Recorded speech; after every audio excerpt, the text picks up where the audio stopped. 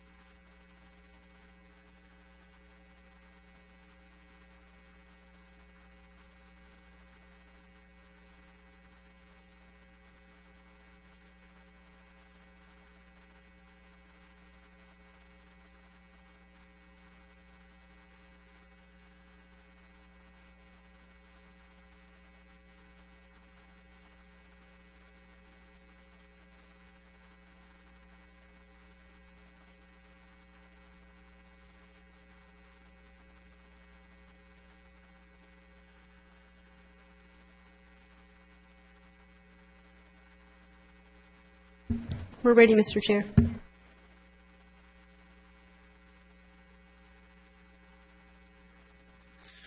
Very good.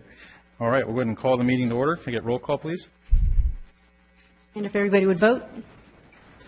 Everyone, please use your iPad to check in, although I don't have a question or vote up right now.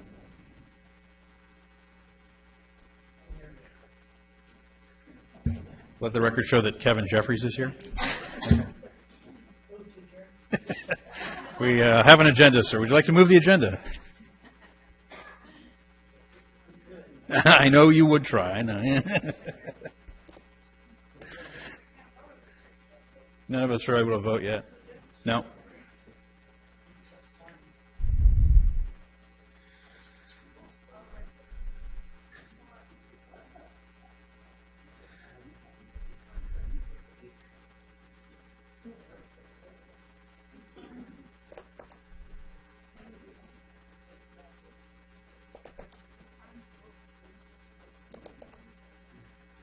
There we go.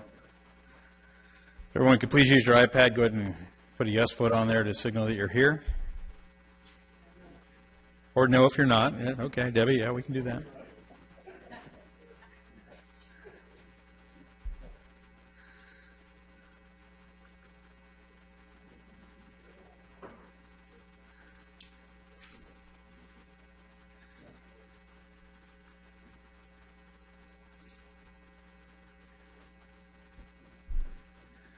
Has everybody indicated something on their iPad? Yeah, because I can't see what you see. You can't see if we've all voted?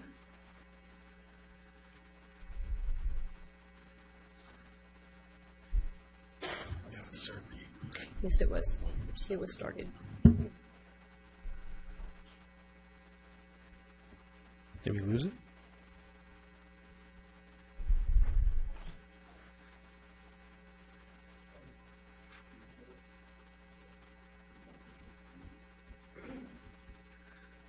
Do we need to do it again?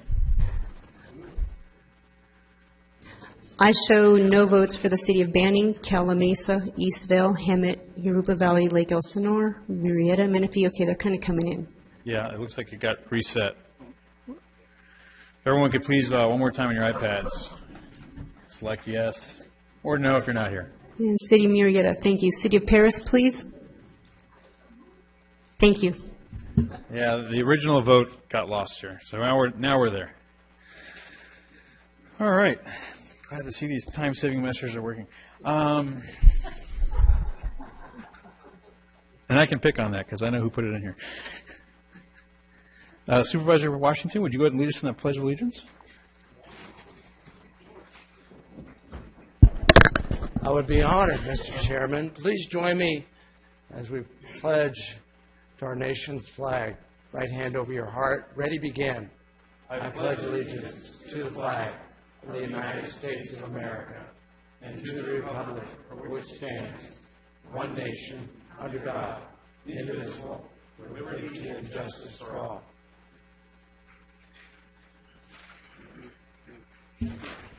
Very good. Do we have any public comments at this time for items not on the agenda? I have no requests. All right. No requests to speak. We'll move on to the consent calendar. Looking at the consent calendar, got items A through L. Does anyone have any items we need to pull for discussion or comment? Not seeing anyone in the queue. I'd look for a motion. I have a motion and a second on the iPad. If everyone else could go ahead and please vote. This is on the consent calendar.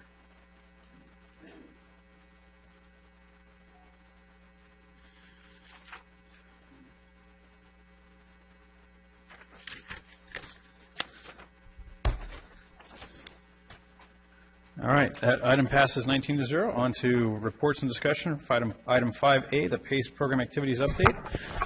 Crystal, come on down.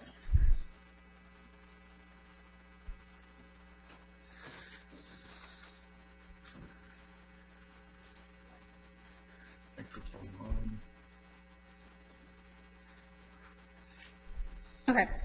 Good morning, good afternoon, Chairman, members of the committee, staff, and guests. My name is Crystal Adams, staff analyst here with WRCOG. I'm presenting today on HERO and the additional PACE providers in the subregion. As a brief update, we have 364 jurisdictions in the California HERO program. We've also had more than 182,000 applications that have been submitted, and we've completed over 66,000 projects in the state of California that all pertain to energy efficiency and water conservation. Here is a snapshot of the work that has been completed in western Riverside County. We've dropped greenhouse gas emissions by 863,000 tons, and we've saved 1.24 billion gallons of water here in the subregion. At the June 6 Executive Committee, staff was directed to reach out to additional PACE providers to gauge their interest in operating under WRCOG's PACE umbrella. This process would expand PACE opportunities and competition in the subregion and ensure consumer protections and oversight would be done by WRCOG and staff. Interested providers were vetted by an ad hoc committee, staff, and bond council, which was Best and Krieger. An executive committee took action at the September 2016 meeting to approve California First to operate under the WRCOG PACE umbrella. Under this model, WRCOG would operate these programs, serving as a bond issuer and oversight authority to ensure these consumer protections, and would record the assessments for these programs in the subregion. Today, we're bringing the changes to the required documents, including the master indenture, bond documents, program report, consumer documents, and agreements for the committee's approval. If approved today, the California First program will launch in mid-April. For this action, I do have Renal Shaw, bond counsel from Best and Krieger in the audience and available for questions. So who will be under WRCOG's PACE umbrella and who will not? When researching adding these additional PACE providers to our umbrella, it was originally intended that any additional PACE programs would be under the authority of WRCOG across all of the member jurisdictions. Currently, we have 4 jurisdictions, Moreno Valley, Riverside, San Jacinto, and the County of Riverside, that participate in the CSCDA program. Their Open PACE program, which includes a number of additional PACE providers, including both California First and Spruce. In these 4 jurisdictions, California First and Spruce's programs will remain under the authority and oversight of CSCDA and not transition to WRCOG. In the future, if a jurisdiction adopts into CSCDA's program, which has many PACE programs, both California First and Spruce will be pulled out from the oversight of WRCOG and returned to CSCDA's governance and authority. To make it a little easier how the process would work, here's a quick example. At the top of the screen, you see an example of how the oversight authority would work for a jurisdiction that has not adopted into the CSCDA program. WRCOG would retain the authority and issue bonds for all programs coming for all applications coming in under the PACE umbrella under these programs. So we have Hero, Spruce, and California First that would retain authority with WRCOG. We'd be responsible for all the oversight. We would be responsible for all public inquiries and be responsible to you, the electeds. At the bottom of the screen, you'll see that if a jurisdiction has adopted into the CSCDA program that includes California First and Spruce, WRCOG will neither have the oversight authority nor will be able to issue bonds for new projects in these jurisdictions. CSCDA would then retain the authority and issue bonds for these programs. And last but not least, WRCOG staff will be reaching out to all member jurisdictions to set up meetings to discuss the new PACE programs and to provide an opt-out resolution if a jurisdiction wants to opt out of one or all of these additional PACE programs. Mr. Chair, I'm here with 3 requested actions for the Executive Committee. 1, to accept the cities of Cupertino and Susanville as associated governments for the Western Riverside Council of Governments. 2, to adopt resolutions number 13-17 to declare the intention to modify the California Hero Program report and to set the public hearing for next month. And 3, to adopt resolution 14-17 to authorize the issuance of California First bonds, approving the forms of a professional administrative agreement with Renew Financial Group, amending the program report, approving the forms of master indentures, the bond purchase agreement, master assignment, approving the form of depository and account control agreement, approving the professional services agreement for assessment and administration services for the issuance of bonds for the WRCOG Renew Financial Program, and appointing a trustee. Thank you, Mr. Chair and members of the committee. I'm prepared to answer any questions. Oh, we also have Jonathan Kelvis from California First here in the audience. He's available for any additional comments. Very good. I do have one member in the queue, Canyon Lake. I just wanted to report that I was here. I'm sorry I was a couple of moments late. We waited an extra 10 minutes. It wasn't enough? Thank you for doing that. Thank you for joining us. Anyone have any questions on this item? If not, I'll look for a motion. And we got to wait for the machine. No? Want to check if we have anybody online? Anyone on the line that would like to speak at this point? Do we have any callers online for the California Hero Program? I hear none. All right. No other comments?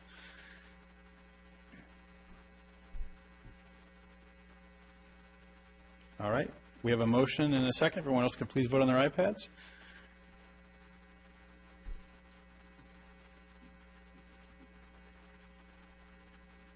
City of Norco, please vote. Thank you. All right, and that passes 9-0, or 19-0, excuse me. All right, thank you very much. Thank you. All right, with that, we'll move on to item 5B, the California Mandatory Conservation Framework discussion and California Water Fix update. Paul Jones and John Rossi, come on down, guys.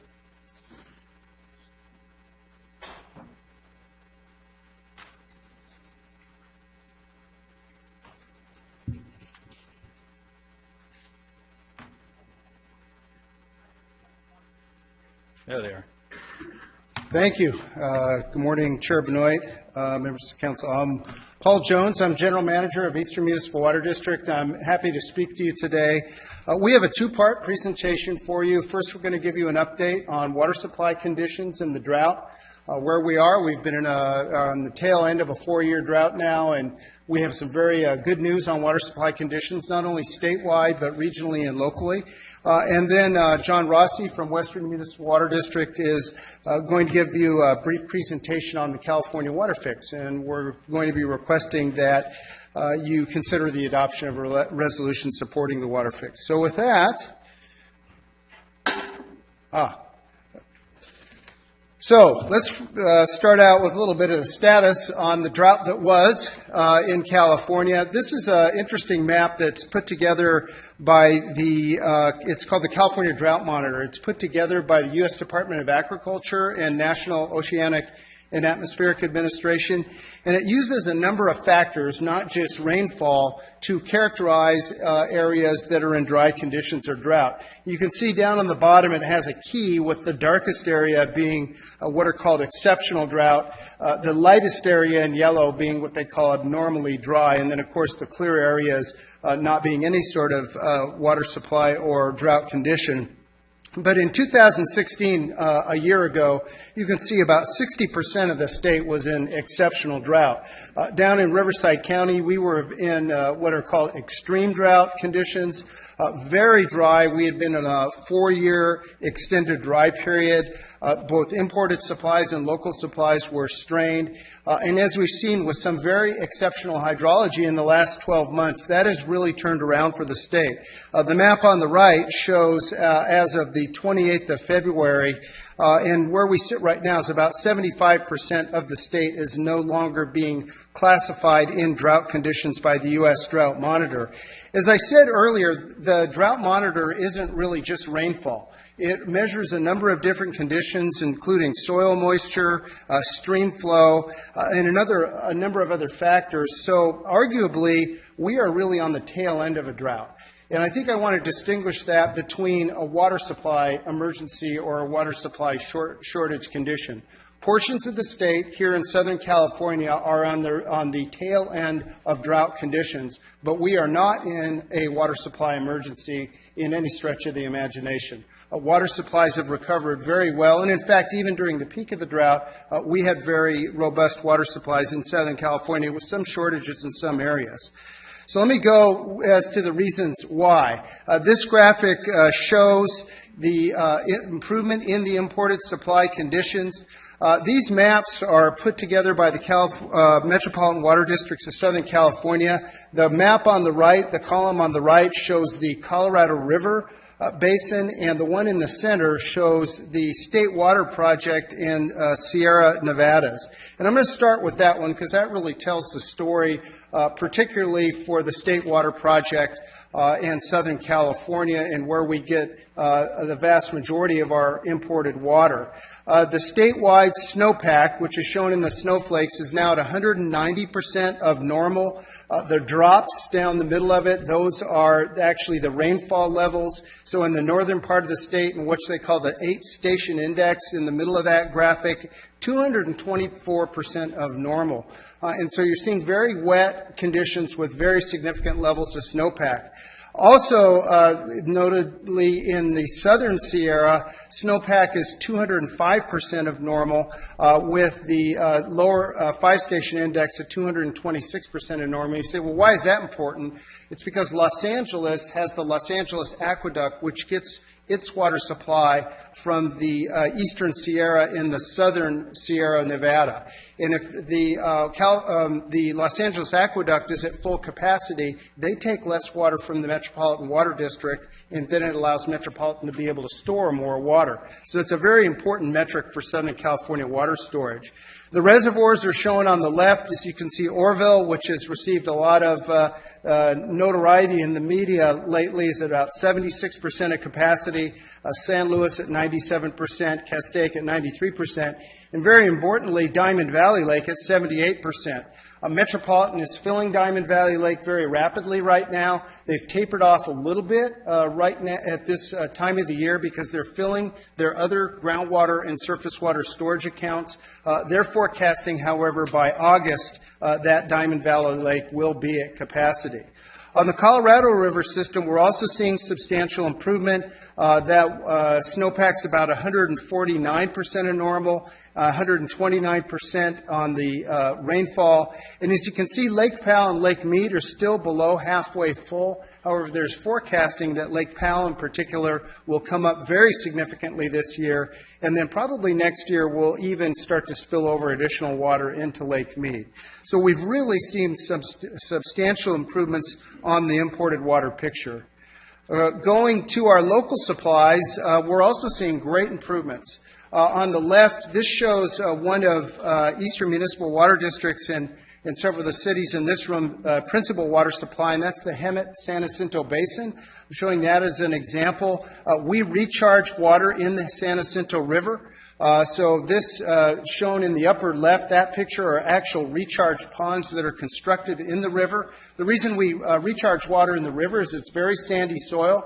It percolates water quite rapidly, and we have an imported water connection that puts water into those ponds, and we're able to recharge a very substantial amount of water. Last year, we recharged about 12,600 acre-feet of water, or about 4.1 billion gallons. This year, we're going to recharge about twice that, so we're on schedule to take more water. In the picture in the lower center, we also divert stormwater. Stormwater capture is a key component of what we do in the river, and this actually is looking right down the middle of the river, and there's a diversion gate in the middle, and that little channel that goes on the left, you can see it goes into one of our recharge basins, and we're capturing flows at about 23.5 million gallons a day in the river right now. On the local supply conditions that we have in our service area and in Met storage, you can see the graphic on the upper right shows Diamond Valley Lake. That storage has come up pretty precipitously since January of 2016. It's about 330,000 acre-feet more storage than this time last year. And then Met's overall storage is shown on the lower right. What that graphic shows is on the orange bars on the bottom, that's considered emergency storage. It's never really used unless there was a major earthquake or an interruption to the imported water system. That's about 600,000 acre-feet.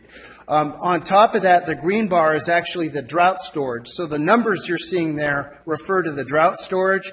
You can see during 2015, at the peak of the drought, it got down to about 900,000 acre-feet. That was not unprecedented. You can see in 2008, 2009, it was also low. But in 2016, that recovered a little bit. And then they're forecasting, Metropolitan is forecasting by the end of the calendar year, that will be up between 2.1 and 2.4 million acre-feet, almost to historical levels again. So we're seeing very, very good water supply conditions locally, regionally, and throughout the state. In consideration of this, the governor has an executive order in place, and the State Water Resources Control Board has declared and it has an ongoing water supply emergency in the state of California. That was reviewed February 8th by the State Water Resources Control Board. We testified, as well as others, and wrote several letters and correspondence, also wrote a letter to the governor. What we noted was that areas of the state are still coming out of drought, but we are not in a water supply emergency, as I mentioned earlier. As a public agencies, and I think everyone, as we all serve the public, you use the term emergency very carefully.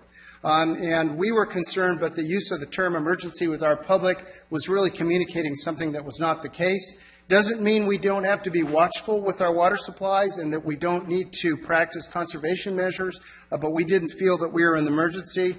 Nonetheless, the state did extend that emergency regulations for another 270 days.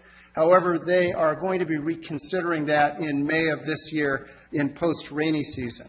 One of the reasons they're looking at extending the regulations is they are also looking at a long-term conservation framework, and I'm going to talk about that in a moment. That is been introduced by the governor's office and the Department of Water Resources and the state board, and essentially what that long-term framework, which was introduced last November, it's entitled Making Water Conservation a California Way of Life, would do is look at some long-term conservation practices in terms of setting targets for water consumption for agencies. So what they're looking at is having 4 areas of strengthened standards in indoor residential use, outdoor irrigation use. And they would look at a budget for each agency based on your climate and landscape area and then water loss through leaks. They will also be looking at commercial, industrial, and institutional standards. That framework was put together last November. We commented that. One of the things that was very important is we wanted to make sure that there were not like metrics and standards put together for commercial use that would in any way impact commercial development. And the state did hear that, and so they're looking at a different methodology for commercial and industrial. And I think the other thing to note is many of the practices that they're talking about in this framework, we already use here in Riverside County. We're a little bit ahead of the game. We have very sophisticated rate structures, water budgets. We've been doing water conservation a long time and quite successfully. We have one of the most sophisticated landscaping standards in the state of California. It's really an example to be used. And so what we're seeing in this framework, with some exception, that it should be fairly easy for us to adhere to in Riverside County if the ultimate framework that is implemented in the law is similar to what's in the draft framework put out by the state. So from a process standpoint, they're finalizing that report. It's in the governor's office right now. The state board will start some rulemaking processes in 2017. It requires enabling legislation, which has not yet been released. There is a concern that the governor and the administration is kind of holding back on releasing the study because they want to put legislation through and have that done as a budget trailer bill, which we are not interested in having it done that way. It's a policy discussion, so we need to monitor that. But then the implementation would be such that targets would be created in 2018, there'd be progress reporting in 2019, and then ultimate compliance would be in the year 2025. So we'll continue to monitor that. But as I mentioned, there are things in there that I think we are very comfortable with, other things we continue to work on. But as I mentioned, Riverside County is very much ahead of the game when it comes to the long-term conservation standards. So with that, I'd like to turn it over to John, and then I'll be available for questions after John completes his presentation. Thank you very much. Thanks, Paul. Chair Benoit and members of the committee, thanks for having us this morning or this afternoon. When this comes up, just wanted to give you a quick update. It's a little more background on the Cal Water Fix as we then ask you to consider support for this important project. You know, we've been talking about this for, well, really for decades. I wanted to say 15 years. You might remember it as CalFed. This is improvements in the Bay Delta. And for those of you that have been on our tours before, hosted by Metropolitan Water District, Eastern and Western, you've had a chance to go up and see the complexities and the issues up in the Delta area. So we get a lot of our water that supplements all the groundwater in the state from Northern California as well as the Colorado River. But here what we're talking about specifically is a large project to improve, not to increase the amount of water coming from Northern California to Southern California, but to better secure that and have less of the volatility, the ups and downs that we've had in the past. So as the slide talks about, 25 million Californians are supplemented in their water supply by this important project. This was originally mastermind, well, I would say more championed to be the right term, by Governor Edmund Brown back in the 60s, Jerry Brown's father. And then you might remember the vote in the 80s, we called it the Peripheral Canal, where Northern California voted just like almost 100% no, and we in Southern California were not as awake. Nonetheless, that project was not completed in the 80s. So here we are almost 30 years later trying to complete this project. Much of the irrigation water in the Central Valley, you know, you hear about the breadbasket, the incredible amount of fruits, vegetables, and other produce that's generated in the Central Valley is also dependent on this project. The complexity comes from the very difficult set of levees and berms and other things that happen in the Delta and some of the risks associated. You see some 1,100 miles of levees. These are not dams. They weren't built with stone and the right kind of materials, peat and other things that were basically in that area at the time, decades and decades ago. So we're worried about how that system works or doesn't work very well together. And by the way, we call this co-equal goals. We're thinking about the environment, we're thinking about water supply. Both have to go hand in hand. It's not one or the other, but they're important. So you see here a map of the Delta. At the bottom of the map, the pink dots there are the two pumps, the systems. There's a federal system and a state system, and we're talking today about the state system, State Water Project, on the left side, pumping water. So obviously the bottom of this map would be off to the south. Well, you can see the rivers at the top coming down out of our snowpack, our reservoir, right, up in the Sierras, and how these rivers, in addition to the San Joaquin coming from the bottom right corner, get into the Delta. And we worry about any problems in the Delta if we lost some levees. If you haven't been on our tour, please do. That's what they're designed for, elected officials, civic leaders, is to see the complexities. There's places in the Delta you can stand on an island that's been farmed for decades. The land has subsided. You can look up 30 feet into a levee or 50 feet and so see an ocean-going liner going in that river up above your head. It's just, in some sense, mind-boggling. But what we're talking about is a system of improvements that would deal with some of these issues. We have pumps that come on, actually change the flows of rivers. They're so strong, and will drag fish down, some of the protected fish in the pumps. We want to stop that. We want, or at least certainly mitigate and reduce that, I should say. And you see some of the other impacts, but I mentioned seismic. We hear from the Corps of Engineers that this might be as risky or worse than what happened in Louisiana and in New Orleans, just by basically the number of miles of these levees. What would happen if some of these levees came down? Water would rush in under the Golden Gate Bridge, that high salt, 35,000 part, and increase the salinity in the bay. And then as it moves back up farther, depending how bad this situation is, it can increase the salt to such a level near the pumps that we have to shut the pumps off.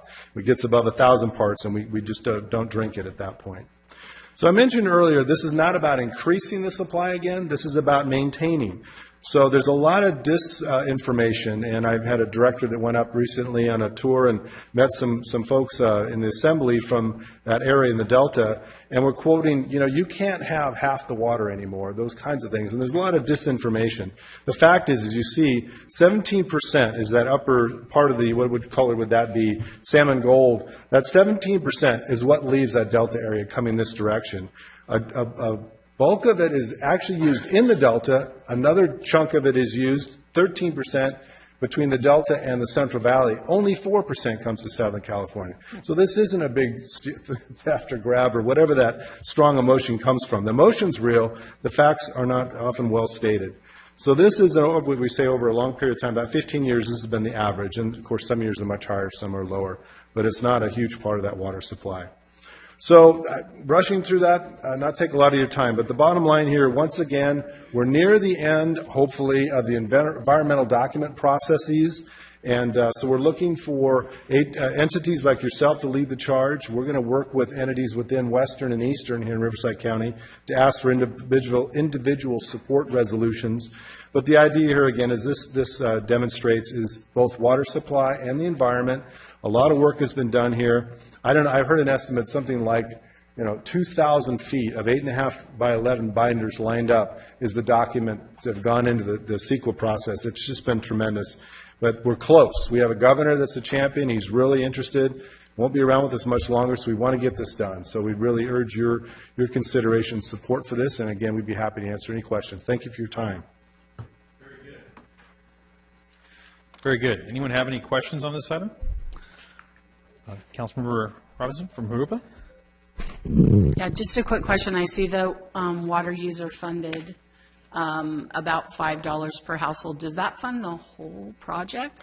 The estimate is about $5 per household in metropolitan service area for a 30-year period would be the incremental difference to build this project. That would be our share. There's other entities in the state would pay, but that would be the share down in this area. Okay, but it's mainly the water users. Yes. And it's a pretty nominal amount. Thank you. It's a really good, extremely important point. This is not general funded. This is paid by water users, and that's another piece of disinformation. Good point. Thank you.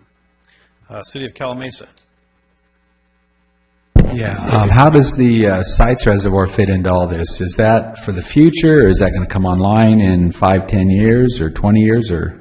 There's been a lot of interest. The drought really helps with that. So I would estimate probably more like 10 years would the first drop of water come back out the other side. It's about storage, which is also extremely important. We don't have enough storage in the state. So that would help slow down some of that water coming out of the Sierras, capture it and save it. So it's an important component, but it's a few years away still. And the second question, and this is maybe a little bit loopy, but you mentioned seismic, and I've been reading about how, in Oroville recently, rising it up to the top and then going way low in such a quick way can trigger earthquake. I've not heard that so much on a surface water reservoir. We've heard that somewhat in the groundwater basins, depending how fast you move water. But that dam, as you heard in that very difficult situation, was about a 30-foot portion of the emergency spillway. The dam itself was never in any danger. That's very important. No, but I'm just saying they were talking about there's a large dam over in China, the same way that where as soon as it gets greater pressure on it, if it's overflowed or something, it actually causes the plates to shift underneath or whatever. So. And one thing we've seen the state Department of Safety of Dams has gone through, as we know, Paris was just lowered and repaired. So they look at those dams and seismic issues very closely. and make sure the appropriate repairs are done. We're going to hear more about that, though. All right, thanks. Thank you.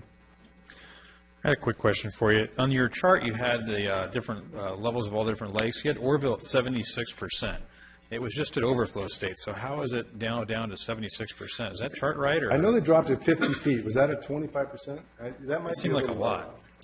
The question was on Orville, on the chart on Orville? It only showed 75% full, but yet it was just overflowing. That's correct. They dropped it. The spillway is at 901 feet, and when the very fantastic images were of the reservoir spilling from both spillways, that was at 900 feet. Originally, they lowered it 50 feet, and if you think how big that reservoir is, that's quite a bit of water, and then lowered it another 25 feet.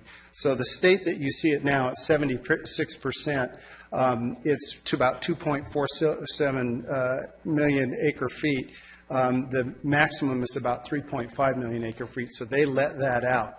Bear in mind, when they were releasing out of that water out of Orville, they were releasing it at 100,000 cubic feet per second. That sounds like a lot, but if you put it in this context, that's 200,000 acre feet per day. That would fill Diamond Valley Lake from empty to full in 4 days. Wow.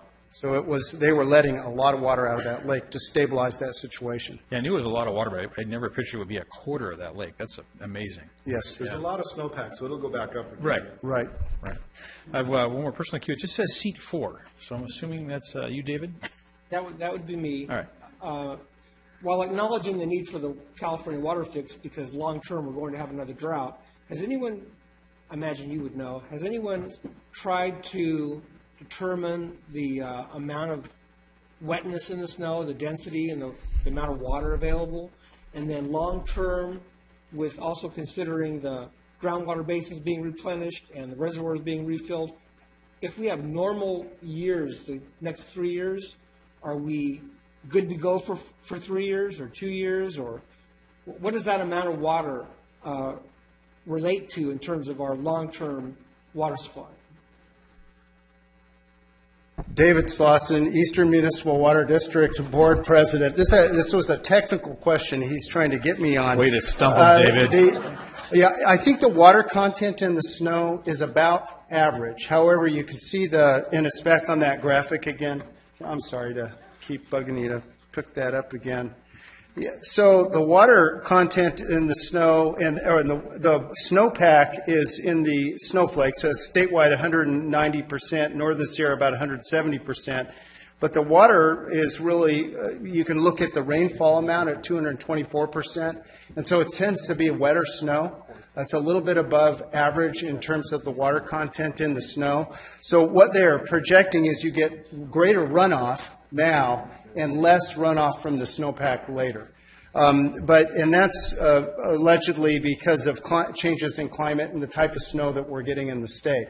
I did hear someone say, and I can't attribute it to any specifically, that if we had 2 more normal years, that you would likely have almost full recovery of many of the groundwater basins around the state, notwithstanding the Central Valley, which has been depleted for about 50 years. But you would see a stabilization in the Central Valley, but certainly not going to replenish 50 years of overpumping.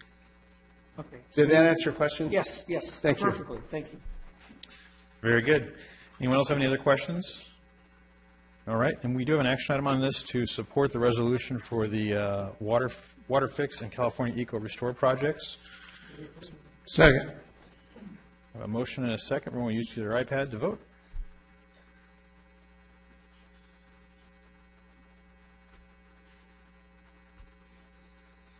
Western Municipal Water District, thank you. I could have told you that vote. 19-0, very good. We'll now move it on to item 5C, the Transportation Uniform Mitigation Fee Update. Christopher, come on down.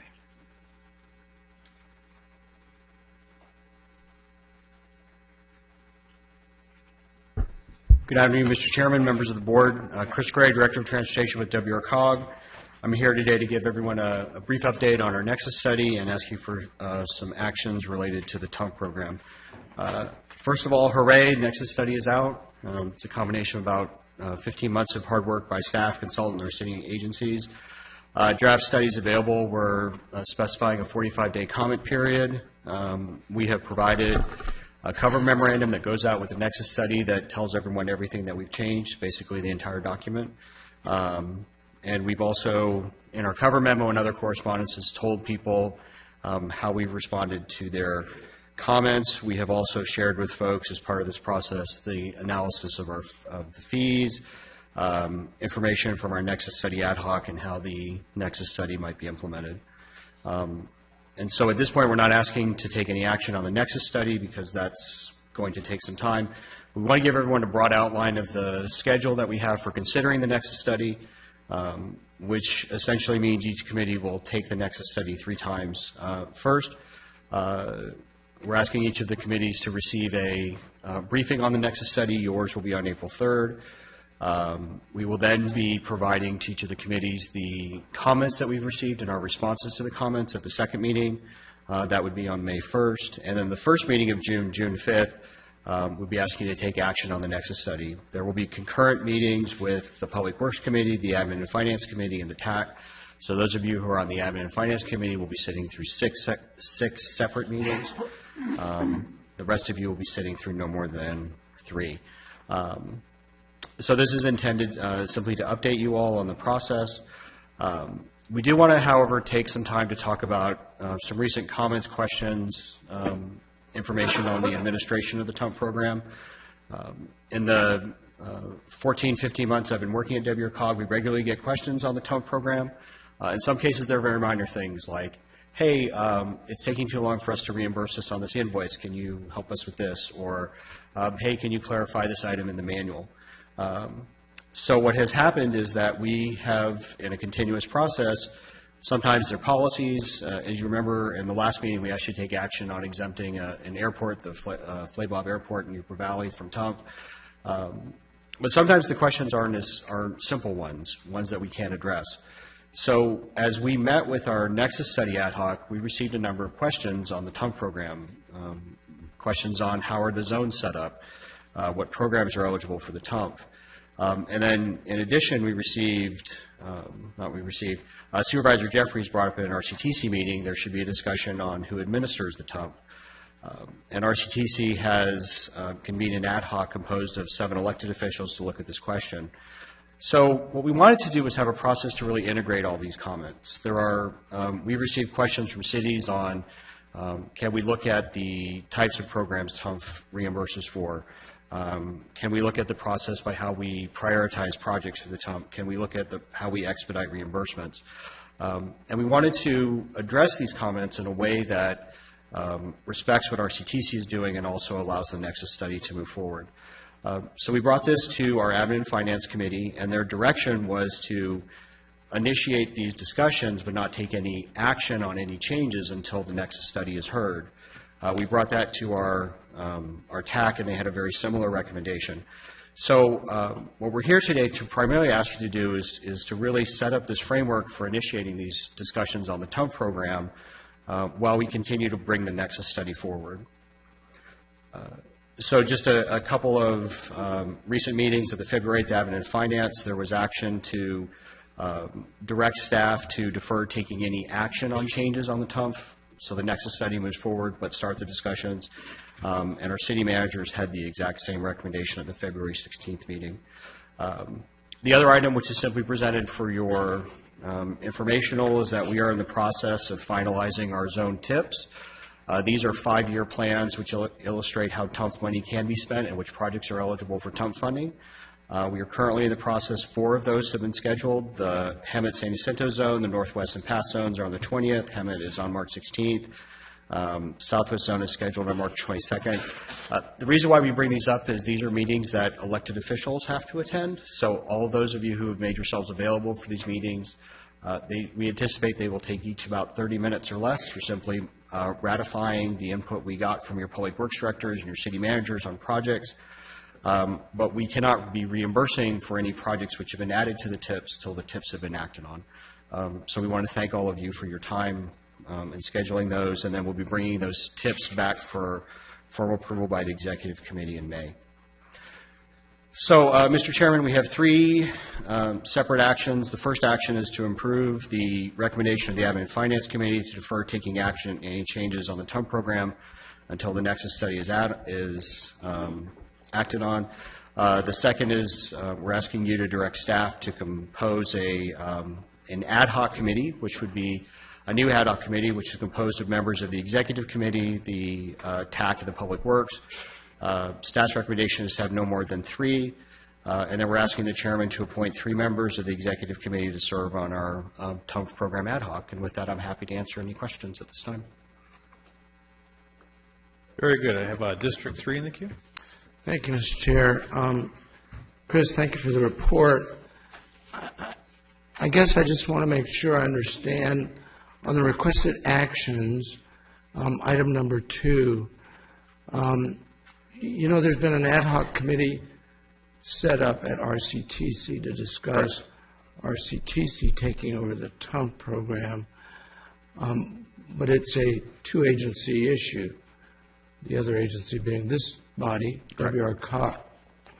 So is the intent of that second item, the ad hoc committee, also include that same dialogue that's taking place at RCTC? That is correct. However, we probably have a dozen specific items we've been asked to look at on the TUMF. It is one of those dozen. It's an important one, but it's not the only one. And my understanding is RCTC's process is to solely to look at that one question. So, but that will be included? Yes, out of absolutely.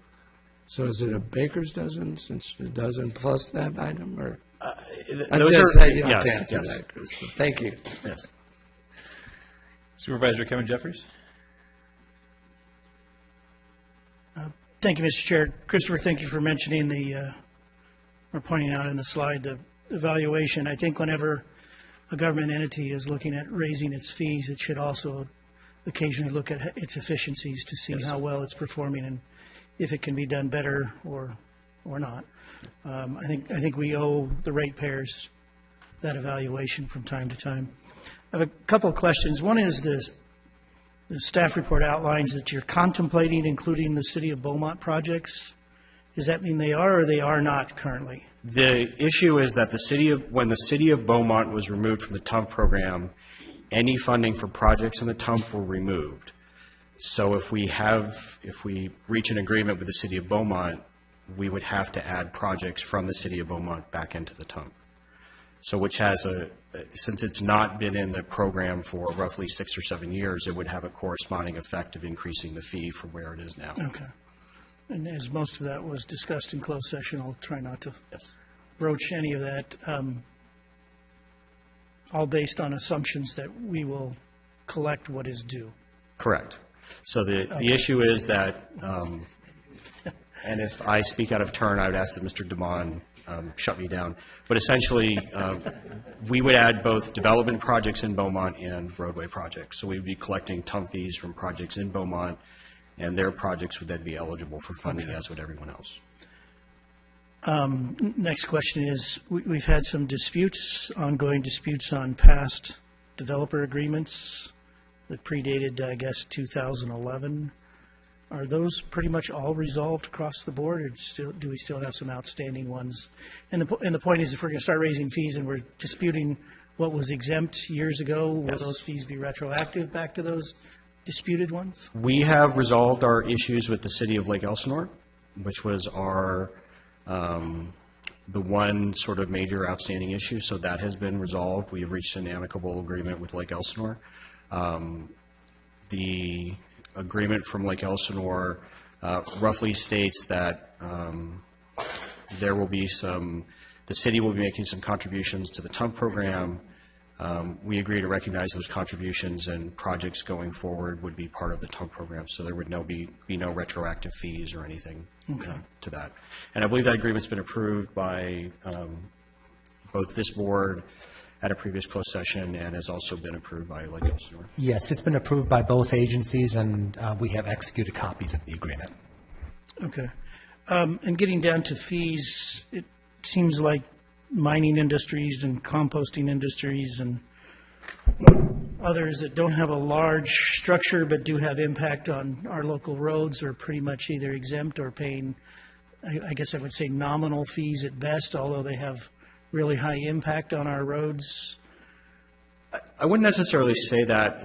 The mining, we can certainly look into that issue, but I can tell you that we had a instance in which a recycling facility asked us to, for some clarification on the TUMF, and their fee was assessed at the service and commercial rate.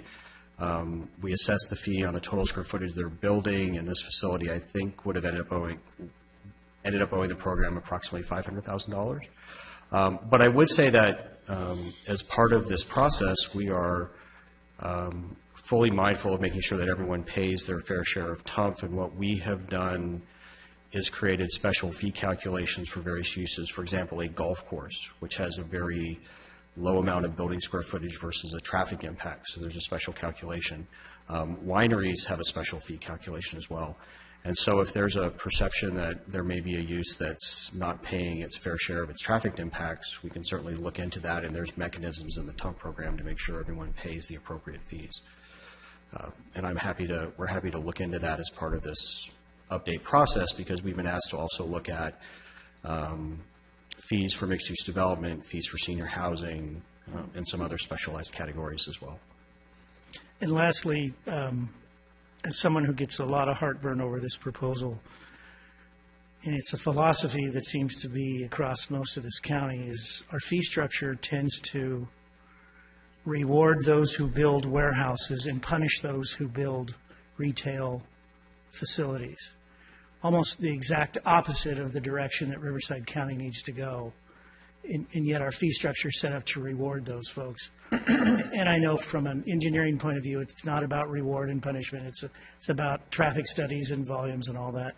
But it certainly sends the wrong message that we're going to have one of the highest, maybe not the highest, but one of the highest retail fee structures in Southern California for retail, and one of the lowest on the industrial side. And it makes it so I can't support this proposal. It's backwards from where Riverside County needs to go.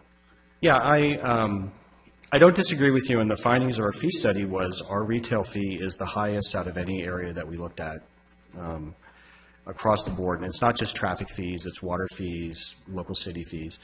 And so that's why staff has been looking into some way to freeze the fee, phase the fee in. We think this issue of so I'd like to take the issue separately. On the retail fee side, we've also been looking at how other fee programs treat retailers. And for example, some fee programs tend to exempt small retailers. So if you're building a small restaurant or a convenience store, oftentimes they set a floor. Anything less than 2,500 square feet doesn't pay a fee. We don't have that in the TUMF now, but that certainly is an option. It's something we'd like to talk to our programmatic ad hoc about, pursuing those kinds of items. In terms of the industrial fee, we are showing a modest, or a current nexus study is roughly a 9% increase in fees for industrial uses. One of the methodological changes we made in the TUMF is to look at not just number of trips, but also trip length, which means that many of those industrial fees, because they are the long distance trips, they are paying a little bit more of their fair share. But we could also, there are various ways to calculate the fee to address some of those issues. And I would add as well that, there is going to be, RCTC is going to be doing a concurrent study to look at a fee simply on these warehousing and logistics issues. And that fee, if implemented, would be substantially more than the increase in the TUMF program. So, but what I'd like to point out is that one of the key findings of our fee study was that whether we know it or not, we are incentivizing or disincentivizing certain types of development. I'll give you an example. The average house in Riverside County we found currently is between about 2,700 and 3,000 square feet. And one of the reasons why is a lot of our fees are charged on a per unit basis. So if you're building so it incentivizes you to build a larger house. So I would just say that we should be mindful that the fees that we're charging by all the governmental agencies have an effect on what's built, how it's built, where it's built, and we should be mindful of that. And that's why that's one of the key takeaways from the fee study we commissioned. So, thank you very much. Welcome. Brian Tisdale, Lake Elsinore. Thank you, Mr. Chair.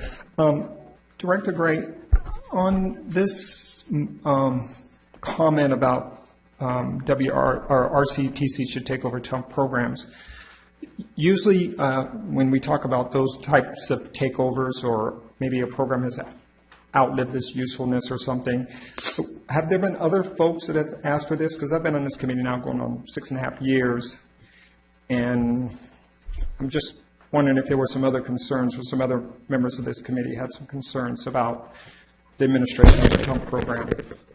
Yeah, let me answer this. Many of the suggestions about the TUMF program have come from either our city managers or our public works directors. And oftentimes they're on, the public works directors tend to be more focused on the nuts and bolts of TUMF, like, can you change how we submit invoices so we can get paid faster? The city managers, many of them have asked for more broader programmatic changes. For example, can we look into new ways to prioritize projects?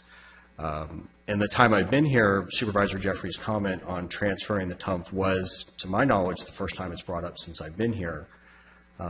I can't speak to when the TUMF program was set up. I know that there were extensive discussions about who would run the TUMF, and I will be perfectly clear that the measure says the TUMF can be administered either by RCTC or WRCOG. So that's my perspective.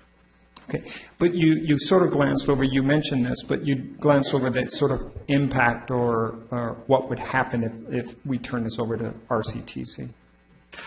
It would be,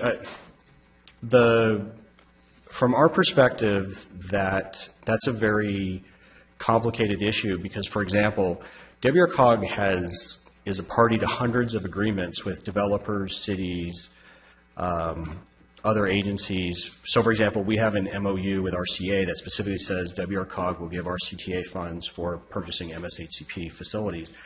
That would all have to be revisited. Our MOU with RTA would have to be revisited. So our recommendation for convening this ad hoc committee is to really discuss the pros and cons of this issue and many others that have come up in the context of I would say, the last 6 to 9 months. Okay. And has RCTC ever asked to take over the TUMF program? They have not. Okay. All right. Thank you. Thank you. And I'm not seeing anyone else in the queue. And Brian, since you're asking a lot of those questions about that particular item, would you like to serve on that committee? Absolutely. All right. And I had Crystal Ruiz who'd also asked me if she'd like to serve. And then Kelly Serrato from Marietta. All right. Would anyone else like to serve on this particular committee? The staff has asked for 3, but I'm willing to see if anyone else wants to do it. I had someone pop up in the queue and then go away. Rita, would you like to serve? Okay. Anyone else? Going once, going twice? Oh, Chuck. I don't want to serve. But no one was asking you. No, no, go ahead.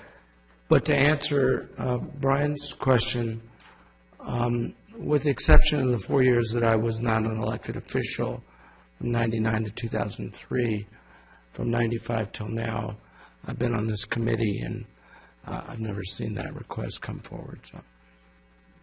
Okay. All right. So with those 4 people on the board, and then I have the 3 action items in total.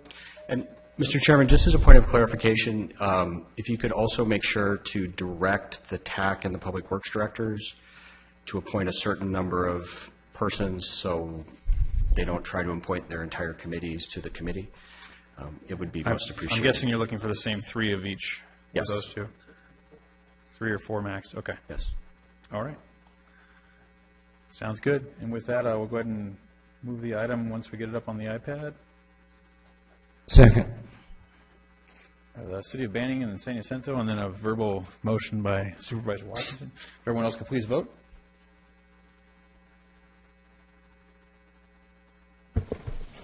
Thank you, Christopher. Thank you. City of Eureka Valley, please vote.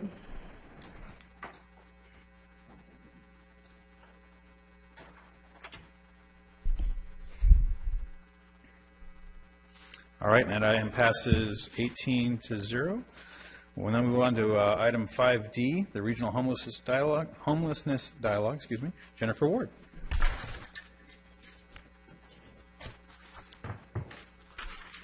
Thank you, Mr. Chair. Good afternoon, members of the committee. My name is Jennifer Ward, Government Relations Director for WRCOG. And my presentation today is an update on the dialogue around homelessness that has been occurring within the region. As you all know, there are many, many groups that currently exist who are addressing homelessness in Riverside County. The County of Riverside has multiple initiatives, including the Continuum of Care, which is led by the Department of Social Services, or DPSS, and the more recently created Executive Office Homelessness Task Force.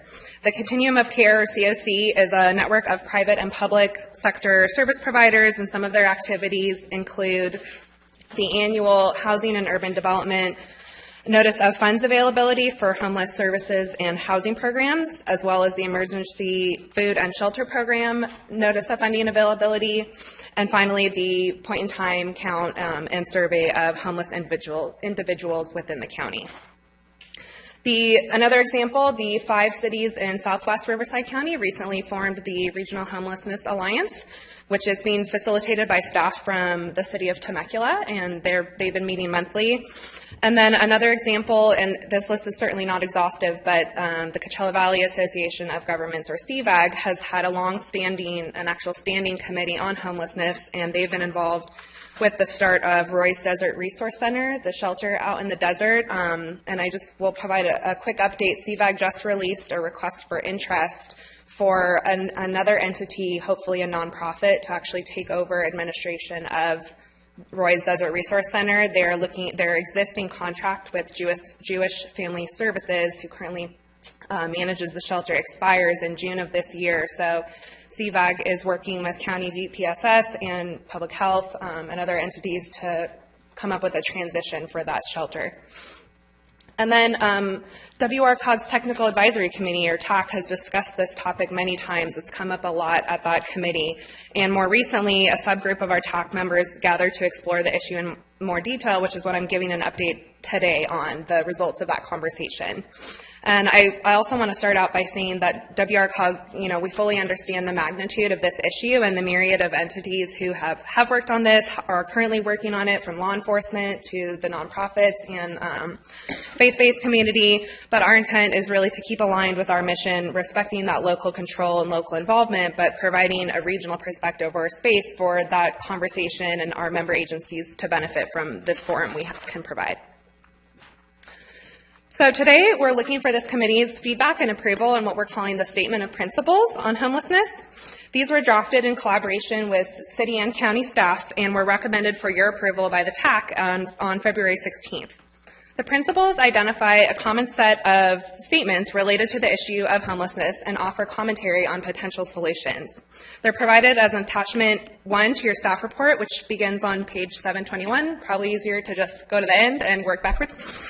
They're not listed. The list in the attachment is not in any list of importance, but the staff and contributors to these principles hope that by adopting it here at the executive committee level and hopefully at each jurisdictional city council or county level, that this broad set of statements will allow the conversation on homelessness to continue with everyone, the WRCOG members, having a sort of same page starting point to have that conversation. They're not intended to be mandatory requirements or new rules for people to follow, just a commitment from our region and our members that we collectively understand some of the underlying issues related to homelessness. We've had input from many stakeholders and believe these statements are in line with other efforts. For comparison, the Southwest Riverside County Regional Homeless Alliance, their charter is also attached as attachment number 2 and has very similar principles. In the interest of time, I won't go over each of these statements in detail. The list, like I said, is attached, and if anyone has questions on a particular statement, feel free to let me know, and I'd be happy to go into more detail. But they range anywhere from standardizing the ordinances that are used region-wide, which, for example, is one statement that WRCOG could play a potential role in, serving as kind of the central collector for those ordinances, as they are adopted by each of our members, anywhere from a broad communications campaign to both the public, which is number 5, as well as a more targeted campaign to our faith-based community, encouraging the practice of responsible compassion. And I want to note that the feedback I've received thus far from both the TAC and a few executive committee members are to better emphasize the fact that we'll incorporate national and statewide best practices. So I'll make sure that is reflected in the statement. And then on number 8, which is affordable housing, we want to provide an emphasis that it's quality affordable housing. So I'll also be making that note, as well as to include the responsible compassion language in the public campaign as well as the faith-based campaign. Does anyone have any questions on the list or the statements in particular? Brian? No? Just a comment when she's done. Okay. Okay. Debbie? Go ahead.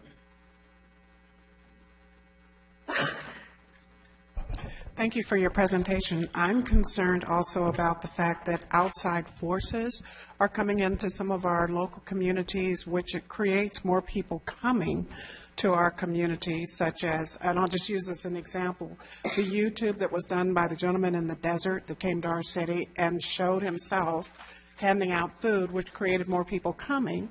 And then Channel 11 decided to do an article on the news about it also, which created more people coming. Mm-hmm. So we're getting people from outside of our area because of the news media coming to us because they think that we're the homeless capital. So that would be one I would like to see added if it doesn't fit in somewhere with the 10 principles. Mm-hmm. Because people are moving, but it doesn't help to advertise from outside to get people to come to our areas.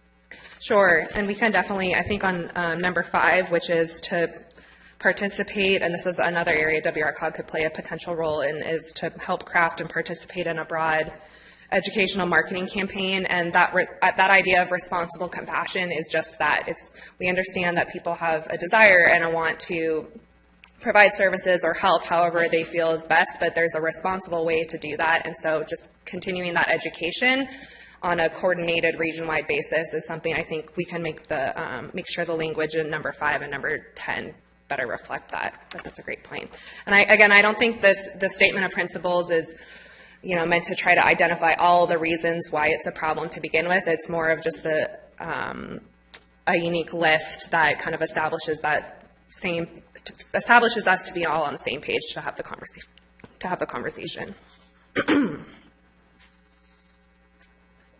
So, and this is my last slide, and then I'd be happy to answer additional questions. Some potential roles and next steps.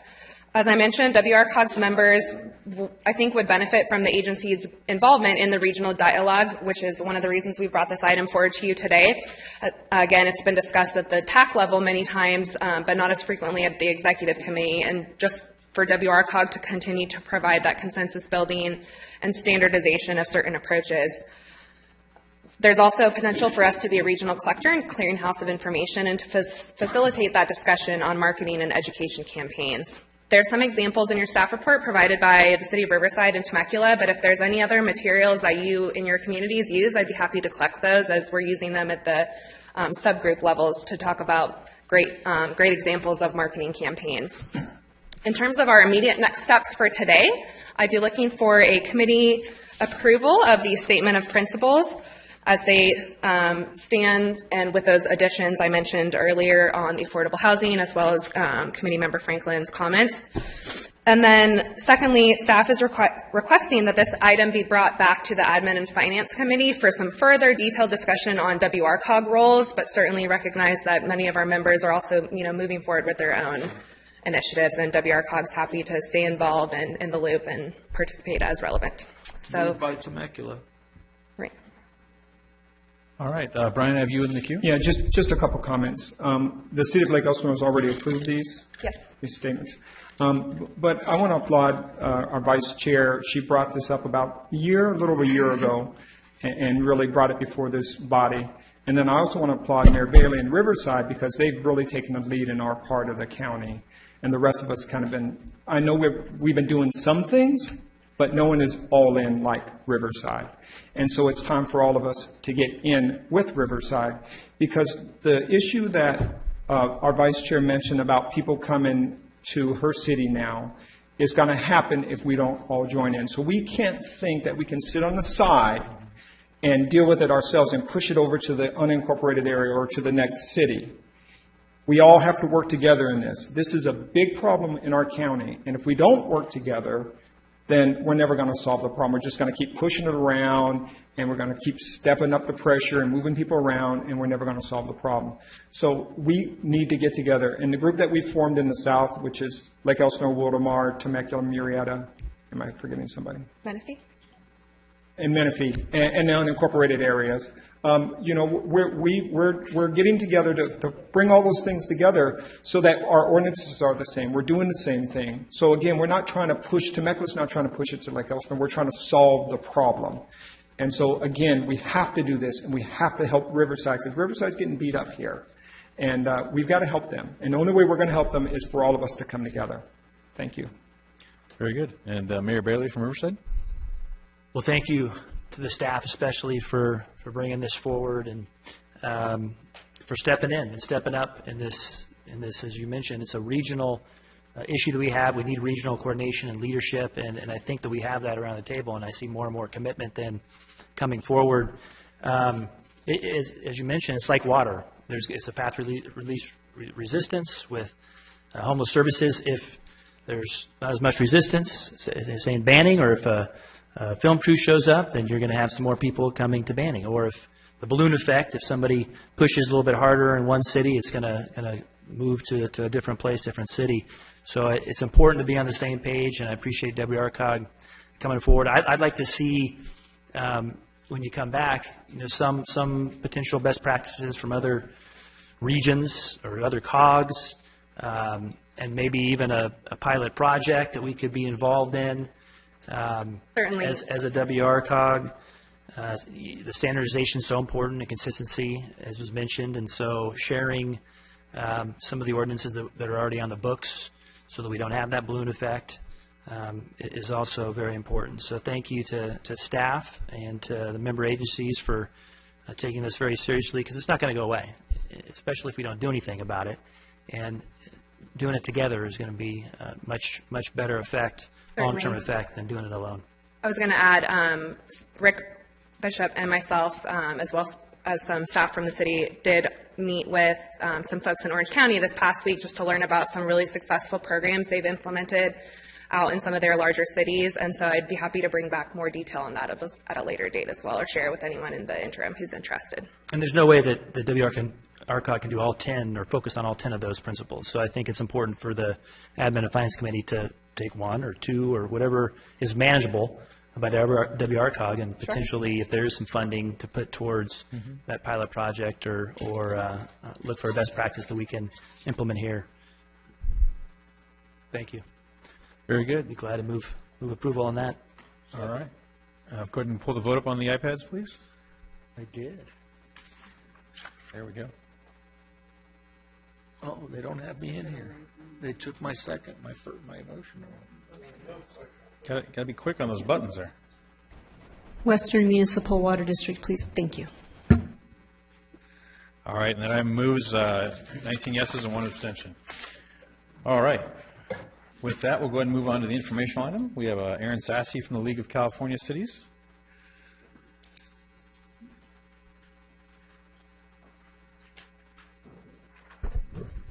Good afternoon. Thank you for having me today. Just before I go into my report, I did actually want to comment on what Mayor Bailey said about best practices. The League actually has put together some resources on that. I know I distributed that at a couple of our meetings last year, but it's something that's available on our website, or just I can get it to Jennifer to distribute to all of you, so you don't have to reinvent some of the wheel. With that, I did want to talk to you about some housing bills. I know that I've mentioned in the past that housing, affordable housing, is a big priority of the legislature this year, and there is a package of bills that we are supporting that I'm hoping we can get all of your cities on board with as well. We're starting to form a coalition that we're calling the Blueprint for More Housing, and one of the bills is one that we're actually sponsoring. Senator Roth is carrying it. It's SB 540.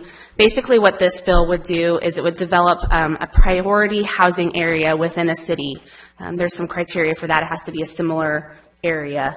And this would basically allow the city to do all of the upfront CEQA preparation work in the beginning, it would last for 5 years. So then later, when development projects come forward for your approval, it would be more of a ministerial process. So more work on the front end, but longer term, it should make project approval a little bit easier. So especially since Senator Roth is carrying that for us, like I said, the league is sponsoring it. We really want to get our region on board with that. I've sent out letters to all of your city managers so they have sample support, but we're also looking to build coalition members. So I have more resources on that. If any of you are interested, I think we'll also be looking to do some editorial boards with the press enterprise. So if you're interested in that, let me know as well. A couple of the other bills in this package that we're supporting, and I know I've talked about them in the past, but it's SB 2, which would do a $75 recording fee on specified real estate documents. This is basically just to generate money for affordable housing, emergency shelters, and other housing needs. I know when I've mentioned this in the past, it was asked if this would impact the HERO program. It would not have an impact on any sort of PACE program, so that's not an issue with that. And then SB 3 is another bill. It's by Senator Bell. This would be the Affordable Housing Bond Act of 2018. It would put a $3 billion general obligation bond on the November 2018 ballot. So those are the three bills that we're really pushing for. There's some other ones that we are supporting and sponsoring, but SB 540, at least for our region, is definitely critical for us to get behind. One bill that is actually doing the opposite of SB 540 is SB 35. The league is opposed to that. It will be heard tomorrow. That would basically it would make the city approve multifamily developments and accessory dwelling units through a ministerial process. So there is some specified criteria, but we don't necessarily think that's good criteria. So I would encourage all of you to oppose that one, especially since we want to really support SB 540. A couple other bills that we don't have positions on, but I know I've been getting a lot of questions about. AB 199 by Assemblymember Chu has to do with public works projects and prevailing wage. The league will likely not take a position on this for a while, but this bill would require, cities are already required to use prevailing wage for most projects. This one really has two trigger points. One, a city must have a formal agreement or a contract with a developer, and two, money must be given from the city to a developer for a project, and that doesn't necessarily mean incentives. So if you're saying that a development project can have specified parking spaces, that's not like an actual cash transaction, so that wouldn't fall under this. So the criteria for what would trigger the prevailing wage is pretty high on this. And this really is something that only applies to private development. So I know that the BIA, I think, mentioned it last week. I think probably some of your developers have been bringing it up. But it doesn't just mean that all projects would have to be used prevailing wage. But if you remember SB 7 in the past and our lawsuits, you already have to use prevailing wage for a lot of projects. So I just wanted to address that. If I get more information, I'll definitely send it out. But like I said, I'm getting a lot of questions. Also, AB 890 by Assemblyman Medina, I've been getting several questions about. We do not have a position on that one yet. At this point, we're still looking at it, trying to come up with what we think the impacts to cities are. But what it basically does is it would require CEQA for initiatives. So we just don't have a position yet because we really want to get a grasp of what this would mean for the city, what the costs could mean, and what triggers it. So more is coming on that, but we are looking at that bill. Just a reminder, March 13th, we have our next division meeting. The City of Indian Wells is hosting it. We have somebody from the California Budget Project coming down to talk about the state budget and the federal budget and just what to look for this year. I heard them at UC Riverside recently, and it was a really good presentation, so hopefully all of you can make it out to that. With that, I'd be happy to take any questions. There's a lot going on right now, so just be patient with us. I know sometimes our positions are a little bit slow, but we have a lot of bills to analyze before we can take positions. Very good. Any questions, anyone? Don't see anyone in the queue. Oh, thank you. All right. With that, on to item number 6, report from the TAC chair, Gary Norquist. Thank you, Mr. Benoit. Our pleasure to provide you with this update. We did meet, the TAC did meet on February 16th, and we had some lengthy discussion on the subject of the TUMF program and well, let's just say the city managers are looking forward to the review of the Nexus study and moving this activity forward. We also appreciated the discussion on the homeless movement. And from a city manager's viewpoint, it's us having the opportunity to have some consistency amongst all the cities in our approach and process in dealing with this challenge is well appreciated. And having this regional approach is something we're looking forward to participating in and moving forward. That completes our report. Thank you. Very good. Item number 7, report for committee representatives. SCAG. Anyone that went to SCAG would like to report? Debbie? Thank you, Mr. Chair. I sit on the Community Education Housing something, but we had multiple updates. We only had one real presentation, and it was by one of our committee members, Frank Zarubny, and he talked about negotiations. And he said that this is a presentation that he gives at 60-hour course internationally to defense firms, to different governments at all different levels. And what it does is look at how to present information as well as how to review your audience and know your audience so that you have a better opportunity to come to a collaboration. And it was a very interesting hour presentation out of the 60 that he usually gives it in. It's an ebook that's available on Amazon.com. And if you're interested in it, it is on the website under our CEHD agenda. But it was very interesting in how to look at your audience, look at how you give presentations so that you have a better opportunity for success. That was it. Very good. Anyone else? We're here. Oh, go ahead. Energy and Environment Committee. We had a couple presentations with regards to water and energy. This actually came from Mike Santos, who is the watershed manager for SAPA, and he spoke on the turf replacement programs, and they've actually retrofitted 260,000 square feet of turf. So the importance of outreach and delivery to your communities. There are additional funding mechanisms available. Now there was, for a while there, all the turf funding had been used or expended, and so new programs are coming out. So I encourage you to look towards your water districts for that funding that's available for not only industrial and commercial, but also residential. And in addition, and I failed to remember his name, but we also had a speaker that talked about the unfunded stormwater mandates by both state and federal, and that was an interesting discussion as well. And I encourage you to look on the website for that presentation. It's pretty informative. That's it. Very good. You already spoke, sorry. Anyone else would like to speak about SCAG? I was also there. I'm on the Transportation Committee. I can't get it to stop. Okay, so. I'll just ignore Okay. it, sorry. I'm on the Transportation Committee, as well as this was my first meeting. I was actually promoted to the Regional Committee, RC. I was Regional Council, thank you. I managed to get that seat through the 5 air districts that are served by SCAG. They had a board opportunity there that no one had filled for the entire time it's been on bylaws because, frankly, not one of the 5 individual boards was willing to pay $25,000.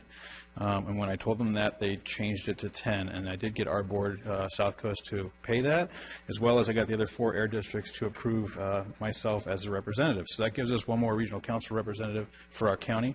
So I'm just happy to be there to serve our area and to serve as the air district member. Yeah, there was a lot of chatter, thank you, Supervisor, about adding other boards, including a couple local JPAs. And it was a very interesting conversation, but the bottom line was that I think the RC is as big as it needs to be. I think that was where that conversation went, and that was also the recommendation of the subcommittee, but it had to come back to our full committee. So that was a very long, interesting conversation. There was one gentleman that wanted to bring forward a representative from all the water districts. And when I explained to him it took me 5 months to get all the 5 air districts to approve my seat, that it might take a little longer for all the water districts to approve one member. I told him good luck. So anyhow, we moved forward and did not add any, or at least it's not going to go to the bylaw committee with any recommendation to add. This also brings me into the next update, myself, on the Air Quality Management Board. You might have been reading the papers the last couple of days. We did approve our air quality mitigation plan. So great, another 4 years. Federal government, hopefully they'll take the plan and we can move forward and they won't do anything more advantageous than what we've already had to commit to.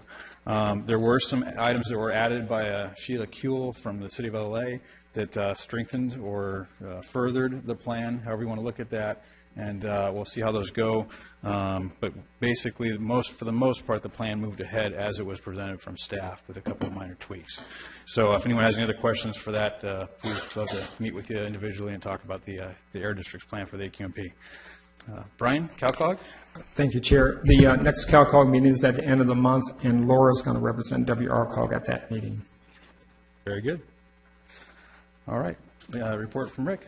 Yeah, just a few things, Mr. Chair. First, you heard the earlier item on the PACE program expansion with additional programs coming under the WRCOG umbrella. And one of the things that we wanted to do to help improve the consumer and customer experience is in the next few weeks we will be adding a quality assurance call that would come directly from WRCOG staff to each and every person that participates in either the HERO program or the programs that we're administering under the California First and Spruce program. So with the additional work comes additional workers, and I wanted to take the opportunity to introduce our 3 call center representatives who are sitting in the audience, and Jonathan Pineda, Ileana Cuevas, and Lenice Potter will be serving as our new call center reps, so we'll get them on the phones as soon as they receive further trainings on all the intricacies of PACE programs, so we're excited about that.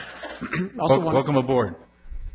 Yes, welcome. I also wanted to mention, Councilmember Wright mentioned the discussion at the SCAG Energy and Environment Committee on unfunded stormwater mandates. SCAG has asked us to, in concert with Riverside County Flood Control, to provide a presentation to that same committee in April on the WRCOG and county effort to take a look at a regional water quality framework. So you're seeing an issue that was developed here starting to generate some interest among the entire region. So we're hopeful that can work to the advantage of the local development community and not having to shoulder wastewater burdens on an individual basis. And then lastly, I just wanted to mention, I just received word this morning that I guess each year the California Public Utilities Commission, they take a look at the effectiveness of a number of energy-saving programs throughout the state of California. And this year they examined 160 such programs that I think are either within their purview or not, and they rank them based on overall effectiveness. And one of our programs, the Western Riverside Energy Leader Partnership, which is something that we work with member jurisdictions to help them serve as examples to their constituents by retrofitting buildings under local governmental ownership. Of the 160 programs that the CPUC looked at for cost effectiveness, the Western Riverside program ranked 6th overall. So that's something we're real proud of. And of all the similar energy programs, we were ranked number 1 of all of the local energy programs. So we're just happy to report that to you. And with that, Mr. Chair, that concludes my report. Very good. Anyone have any items for future agendas?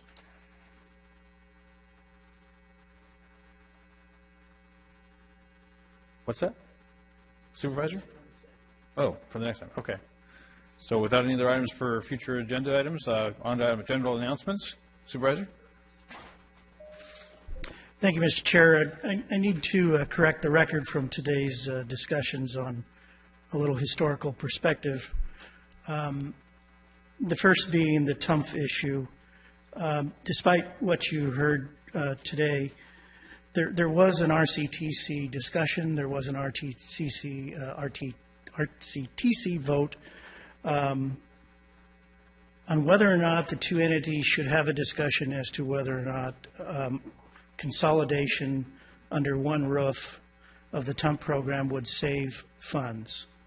So despite what you heard that there was only one person who brought it up and that's why we're all acting on this, that's absolutely false. One person brought it up, but an entire commission discussed it and voted on it. Only one no vote came from Calamasa. The rest was all yes. There was some skepticism as to whether or not there will be savings found, but much like LAFCO, where LAFCO has to evaluate whether water districts should consolidate, or at the Little Hoover Commission at the state level where there's overlapping jurisdictions and efficiencies can be found. Those kind of discussions can only originate with us. And so it wasn't the representative here today who voted no from Calamasa. So I just want to correct the record that there has been some discussion on it. Some who are fearful of it view it as a hostile takeover, the concept, versus looking at it as an opportunity to find efficiencies, to save money, whether or not it transferred from one entity to the other. You just can't run in fear of asking, can government be more efficient? If you're running in fear of that question, probably shouldn't be in government, but that's another statement. And then on the homelessness issue, I need to thank both the mayor's chief of staff, who has been helping ramrod this for the last year or so, and then I have to point out former staffer for Supervisor Jeff Stone and the gal I stole from him, Robin Reed. Robin's been working on this going back to Jeff Stone's time, probably 6 years ago, on the homeless issue. So the discussion you heard that it's only been in the last year, again, that's false. There's been a lot of efforts underway for several years to make improvements. We are now seeing the coalescing of sub-regional and regional approaches to actually implement better programs. So I just wanted to clarify the record today. Thank you. Thank you. Supervisor Washington? Thank you, Mr. Chair. I think my comments were the ones that were being referenced. No, they weren't. Oh, okay. Because the only answer that I offered up was that in my 18 years sitting on this board, that I had not heard anyone request that we look at moving TUMF away from WRCOG. And that's a factual statement. So. All right. Or maybe that's a substitute statement. Rupa Valley, Laura? Yes, I just had one announcement that on April 8th at Rancho Jurupa Park at the Riverside County Parks, the headquarters is right next door. The park is adjacent to it. Is the third annual Healthy Living Extravaganza. It will be held from 10 until 3. That's a Saturday. All are welcome. It's a completely free event.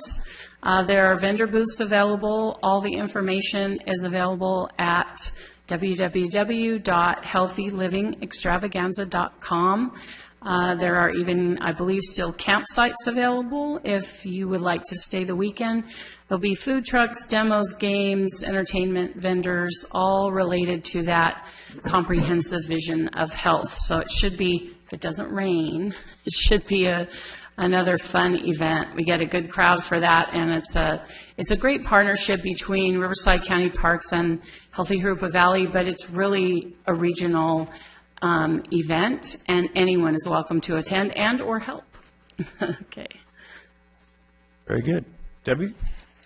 Thank you, Mr. Chair. I did pass out to everyone, and hopefully you have the poster for our 11th Annual Disaster Preparedness Expo that we're having in Banning. This year we are doing it a little bit different in that we are having actual guest speakers, and on your flyer you see there Dr. Lucy Jones and then Glenn Pomeroy. So we are trying to help our whole region, not just for our city, to start thinking more about preparing in advance for disasters. Because one of the things that we really look at, we can survive the earthquake, but can we survive the aftermath? And it is a free event. Thank you. Very good. Thank you. City of Hemet. Yeah, just a quick announcement. It's Ramona pageant time again. And the last 3 weekends in April, first weekend in May. If you haven't had an opportunity to see or experience the rewrite, the story's still the same, but a little bit more involvement and certainly a lot more fanfare. So if you're interested in tickets, please contact the city, and we'll get them out to you. Thank you. Very good. Brian Tisdale from Lake Elsinore? Yeah, I just got a tweet, and it wasn't from the president. CAL FIRE just sent out a tweet. There's a semi across the 215, so if anyone's going that way, you might want to reconsider. Yeah, a lot of people found it on the way. Yeah, so this is 3:30, and it's still showing it across the freeway. So that's my For you, announcement. you're in trouble. You're done. I don't know. I had one more comment. Yeah, I got it. I know. All right, and I have Calamasa in the queue.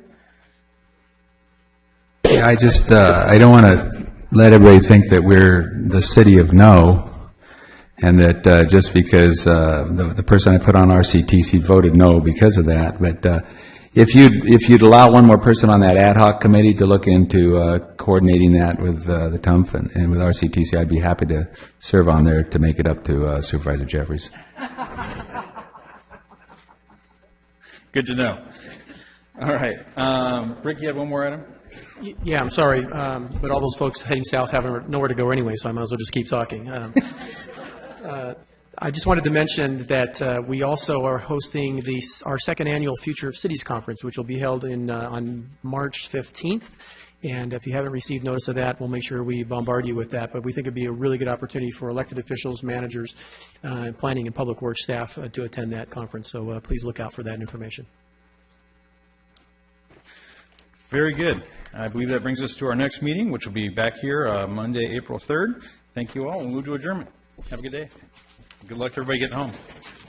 Yeah. Oh, yeah, yeah.